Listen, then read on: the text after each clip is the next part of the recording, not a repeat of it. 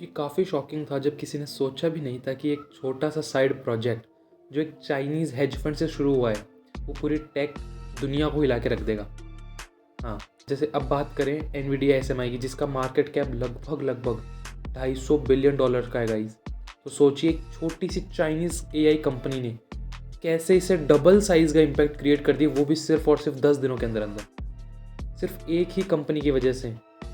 और सबसे सरप्राइजिंग बात तो ये है कि इन्होंने अपना एआई मॉडल ट्रेन करने के लिए सिर्फ $6 मिलियन ही खर्च किए हैं, जबकि जो एआई ओपन एआई ने अपने मॉडल्स पे $100 ऑफ मिलियंस खर्च करे हैं और वहीं गूगल ने $200 ऑफ मिलियंस लगाए हैं। अब लोग है ना यार, इस एआई स्टार्टअप जो आया है ना, इसके टाइमिंग को भी क्वेश्चनेबल मान रहे हैं, क्योंकि जिस दिन डोनाल्ड ट्रंप ने अपनी यूएस प्रेसिडेंशियल सेरेमनी की थी ना, उसी दिन चाइना ने अपना एआई रिलीज़ करा, ये डीपसीक R1। तो डीपसीक क्या है? क्या ये चैट जीपीटी से बेटर है या सिर्फ एक और चाइनीज़ कंस्पिरेसी है? डीपसीक की सबसे इंटरेस्टिंग बात यह है कि ये किसी बड़े टेक जाइंट ने नहीं, बल्कि एक हेज फंड के मैनेजर के साइड प्रोजेक्ट के तौर पे शुरू किया गया था यार। हेज फंड का नाम था एनजी वैन फैंग और ये फंड स्टॉक मार्केट और क्रिप्टो ट्रेडिंग करता है यार। इनके पास बहुत सारे आउटडेटेड जीपीयूज थे जो वीकेंड्स पर यूज़ नहीं होते थे, इसलिए मैनेजर्स ने सोचा कि क्यों ना इस जीपीयूज का यूज़ करके एआई मॉडल ट्रेन करें, और बस ये साइड प्रोजेक्ट डीपसीक बन गया। डीपसीक का पहला वर्जन ज़्यादा इंप्रेसिव नहीं था, लेकिन अब 25 जनवरी को जब ट्रंप का इनॉग्रेशन था, उन्होंने अपना नया एआई मॉडल R1 रिलीज़ किया, जो बिल्कुल गेम चेंजर साबित हुआ यार। अब ये इतना फास्ट पॉपुलर हुआ है कि सिर्फ 10 दिन के अंदर ये ऐप स्टोर का नंबर 1 ऐप बन गया। लेकिन ये इतना खास क्यों है और चैट जीपीटी से कैसे डिफरेंट है, ये आज इस वीडियो में मैं आपको डिटेल में समझाता हूँ। तो देखो, तो डीपसीक R1 के बारे में सबसे पहली बात तो ये है कि ये रीइंफोर्समेंट लर्निंग यूज़ करता है, वहीं जो चैट जीपीटी है ना, वो सुपरवाइज लर्निंग यूज़ करता है। अब देखो दोनों में डिफरेंस क्या है।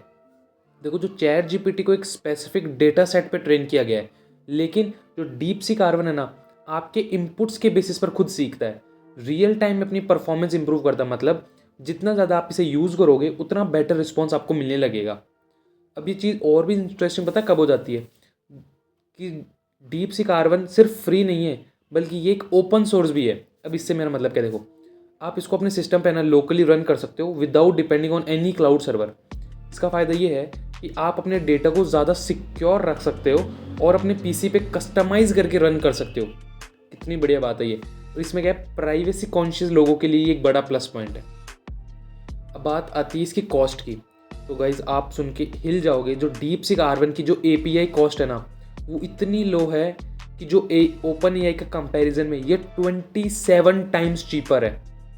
27 टाइम्स चीपर है ये ओपन एआई के कंपैरिजन में। अब देखो, अगर आप बिजनेस के लिए एआई टूल्स यूज़ करते हो तो ये आपके लिए एक बहुत ही ज़्यादा इकोनॉमिकल ऑप्शन है। छोटे बिजनेसेस और स्टार्टअप्स के लिए तो ये एक गेम चेंजर हो सकता है। लेकिन वही बात है, हर चीज़ में कुछ प्रोज होते हैं और कुछ कॉन्स भी होते हैं। तो डीपसीक R1 के कुछ चैलेंजेस भी हैं, जैसे डेटा प्राइवेसी को लेकर थोड़ा कंसर्न हो सकता है, क्योंकि इसका जो डेटा है ना, वो चाइना में स्टोर होता है। तो अगर आपको डेटा सिक्योरिटी इंपॉर्टेंट है तो ये चीज़ आपको कंसिडर करनी पड़ेगी।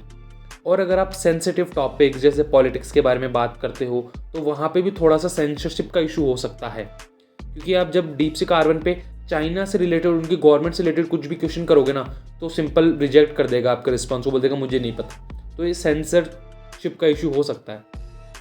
लेकिन इसके लिमिटेशंस के बावजूद भी ना, जो डीपसीक R1 है वो काफ़ी पावरफुल टूल है यार। स्पेशली अगर आपको कोडिंग, लर्निंग या ऑटोमेशन के लिए एआई चाहिए ना, तो उसमें तो ये बेस्ट है। ये हर टाइप के टेक्निकल चीज़ों में काफ़ी एक्यूरेट है यार। कोडिंग में हेल्प करेगा, देखो ये आपको सिमुलेशंस और कॉम्प्लेक्स प्रॉब्लम सॉल्व करने में आपकी हेल्प करेगा।